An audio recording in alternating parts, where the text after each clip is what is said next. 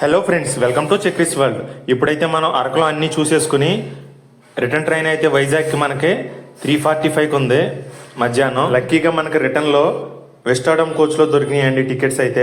దీని ticket price వచ్చేసి అరకు నుండి వైజాగ్ వరకు 750 పడుద్ది. మనకు వచ్చేటప్పుడేమో సెకండ్ సీటర్లో 50 రూపీస్ టికెట్, దీంట్లో వచ్చేసి 750 రూపీస్. అంత వేరియేషన్ ఉంటుంది ప్రైస్, కానీ ప్రైస్కి వర్త్ అండి ఇదైతే.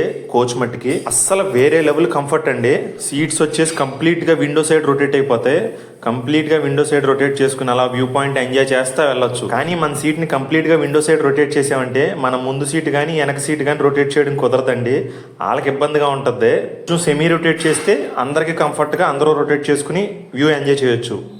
మా కోచ్లో అలాగే దాని గురించి గొడవలు కూడా అయినాయండి. ట్రైన్ వచ్చేసి నైట్ 9 తర్వాత వైజాగ్ రీచ్ అయింది.